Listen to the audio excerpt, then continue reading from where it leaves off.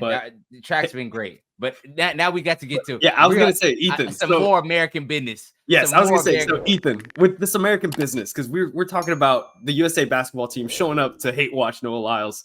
You don't think Noah Lyles was hate watching the Serbia USA men's basketball game and watching Serbia up 5 points in the fourth quarter, being like, these world champion ass frauds? I was watching it a little bit too. I was like, boy, if they lose, our video's gonna go double platinum. Our video's gonna go off. What? It was looking shaky. Hey, I gotta give shout out to Serbia, bro. Jokic and Bogdan, they was going nutty. They were going crazy, but especially Bogdan. We gotta give credit where credit is due. Because I've been saying this, right? Credit where credit's due. International basketball is the best that it's ever been. There's still a big gap between USA and everybody else because I think the US is going to absolutely smoke France. I think Serbia is by far the second best basketball country in the world as far as their national team, right? But what them two were able to do, the world is lucky that Yugoslavia broke up because, boy, the team that Jokic, Luka, all the itches could put together, Yugoslavia will give USA a run for their money. Like, if it was a 7-game series, USA would definitely win in 6. Hey, then but maybe Yugoslavia getting 2 games. I was going to say, then maybe we have the Yugoslavian Basketball League and the NBA isn't the best basketball league in the world, and we don't call them world champions, but that's a different conversation. Maybe. But no, dude, I'm 100% with you. Got to shout out Serbia. Got to give props to Jokic and Bogdanovic for hooping their asses off and keeping the U.S. on their toes, man, keeping them back against the wall the whole game. But I'll tell you where they fucked up. And it was when Bogdanovic hit that 3-pointer and then did the 3 to the dome to the head. I loved it. I loved it. But he fucked up. He fucked up because LeBron said, for Melo, I'll inherit the beef. Yeah.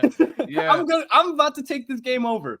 And that's exactly what Team USA basketball did. LeBron led the charge, obviously, like just being the leader, but you got to give the shout out to the actual like 2 big performances that helped them get through this. Steph Curry and Joel Embiid, man. Those 2 guys really stepped up for them. And obviously, Katie and LeBron had great games too. We know what they're going to do, but Steph and Joel, they went crazy, bro. That's the best international basketball game I've probably ever seen. Like the closest maybe in 2008 and the gold medal match against Spain where Kobe absolutely took over. I think that one has a special place in my heart, but this one, it's right there, man. It was a movie, man. I think they were down 18 at one point. Steph was locked in. Steph has had a terrible tournament. He's been bad. Him and Embiid have been really bad. But them 2 locked the fuck in this game. Steph finished with what, 32? Yeah, 30. Yeah, 32, something like that. He was one off the record for most points he was 1 point off. I know he was 1 point off the men's record. And Joel, too. Boy, we give him a lot of shit. We give him a lot of shit for how bad he's been this tournament, which he has. He was going back and forth with Jokic. If he doesn't have the game that he had, even with KD and Steph doing what they did, they lose that game. Yeah, Curry had 36. That's what I'm saying. And hit 9 3-pointers. Bro, that picture of him, Bron, and KD, I was getting geeked. I'm going to have that framed up. Like, oh, my God, I'm going to have to put that in my grandma's crib. I'm going to have to move that MLK picture, the Obama picture, and put that motherfucker right there. Hey, oh, my gosh. You know what I need, bro? I need a constant loop on my TV or like just like a small screen in my room, just constantly looping the speech that LeBron gave them after the game of just one fucking more. We knew this was going to be tough. Chef and Joe, y'all carried us tonight. Let's go finish this. I was yes, I'm ready. Bro. Let's go fucking win this gold medal. Yes, hey. I was getting fucking pumped. And that's what I'm saying. International basketball is dope. That's why I never understood. I hate it, like, from the American perspective. Like, yeah, we're the best at basketball. But if we weren't sending our best, then shut the fuck up about it. You know what I'm saying? Yeah. Like, don't say you don't care, but then you care whenever people bring it up. Send the best, and then you can talk nutty. That's what I appreciated about it this time around. You know what I'm saying? Yeah. Like, and we're assuming when this episode, they brought the bomb squad. And I think this is probably the greatest men's. I think this is, like I said, it's in the tier with 08 and the Redeem Team. It's in the tier of the 08 and not the Redeem Team. The Dream Team. It's in the same tier as the Redeem Team and the Dream Team as greatest men's basketball teams ever. Well, they have to finish the job because assuming they do. Assuming they do. As we record this, they're playing France tomorrow in the gold medal game. Which let's talk on France real quick because Ethan, coming into this tournament, you were really low on them, and you thought that their guard play was going to hold them back. it obviously didn't. Got them a win through Germany, one of the teams that I think Germany's really good. Germany's very good. One of the favorites to get into the finals. But Wemby, Gobert, Evan Fournier, and that French team find a way to get into the gold medal game. Obviously, you already said the U.S. You think the USA is favored, but do you think France stands a chance, man? Because I think Wemby and just the way that he's been playing, I think he can keep them in it. He's been okay. I don't think he's been like otherworldly, I think, as might suggest. But I mean, I still stand by what I said about France.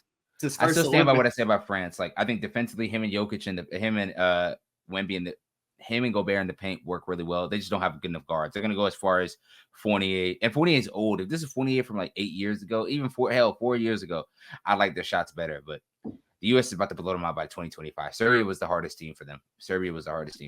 Them and Canada, France and Canada are like inverses of each other. Canada got really good guards, besides Shea, bigs. But a la Shea, the guards even were really shitty. Jamal the rest of them were really shitty. Bad, man. But they're having the bigs, and in France it's weird because they have all bigs, but they don't have any guards, so they're just relying on Fournier and a couple other guys to. I think Yabusele went crazy for them yesterday too.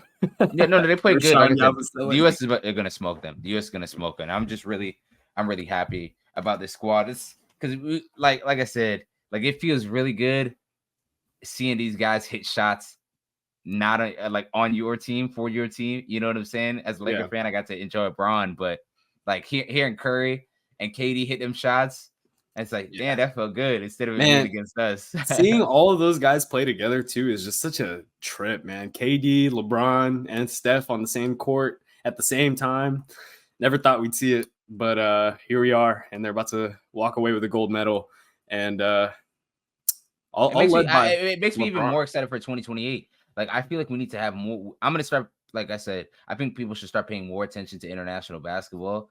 It's really dope. We're gonna have the FIBA World Cup in 2 years, so we'll be able to run it back. Like I said, with the core of these guys, really the whole starting lineup, none of them are gonna be there come 2028. Steph won't be there. KD won't be there. Bron, Embiid won't be there. AD won't be there. Yeah, Embiid was saying he wants to play for Cameroon in the next Olympics.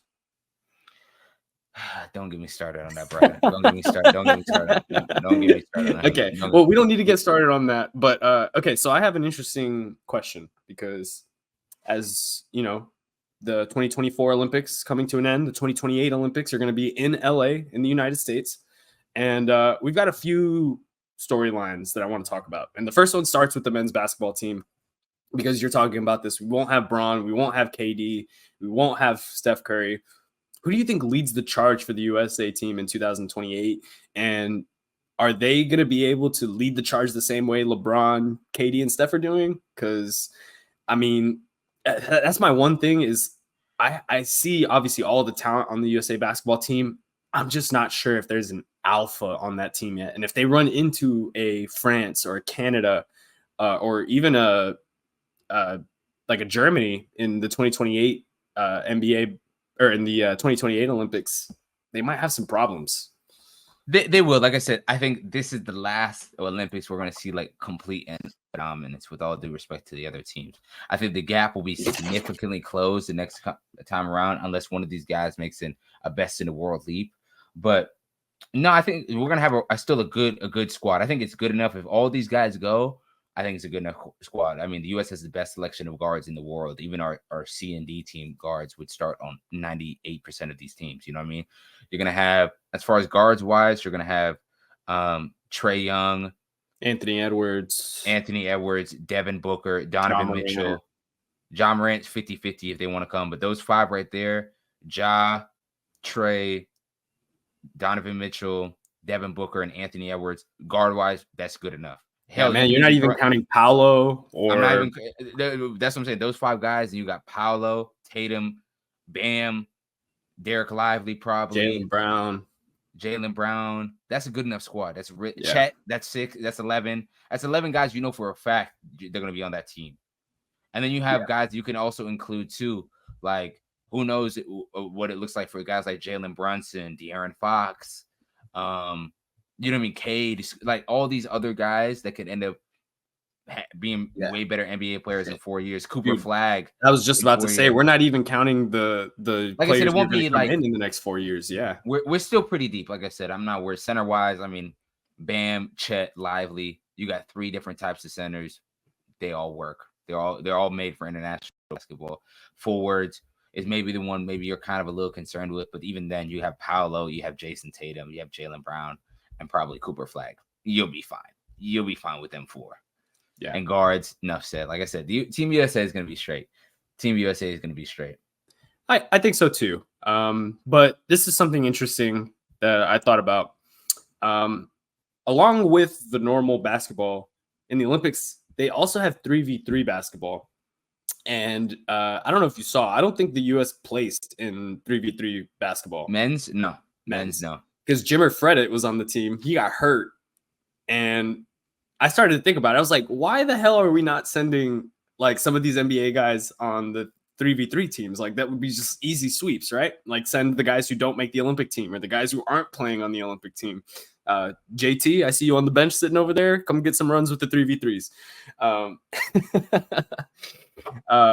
Yeah, but like more likely than not, Spoelstra. This will probably be Steve Kerr's last go around. I think he's getting a lot of shit for not playing Tatum, and I get it. But at the same time, the U.S. is winning. At what point, like, can we just be like, all right, he's winning. It is what it is. Yeah, it'll probably be Steve Kerr's last go as Team USA coach. Spoelstra is probably going to take over after this, and I think Spoelstra should be taking over after this. Spoelstra. Yeah. And unless he doesn't want it, it'll be Ty Lue. Like we'll be straight, bro. We'll be really straight with everything. Well, I guess what I wanted to transition it to, and the reason I asked about the 3v3 and stuff is because I was reading something about how the NBA players can't play in the 3v3. No. Just because like there are like certain like qualifiers that they have to meet and do certain things throughout the year. So this got me thinking about the 2028 Olympics, and they're adding flag football for the first time. Do you think that we will see NFL players at the 2028 Olympics for the flag football team? No, I don't think so. I think, like I said, I'm down. I feel them from a certain aspect. Like flag football is definitely different than NFL, obviously. But I say like college.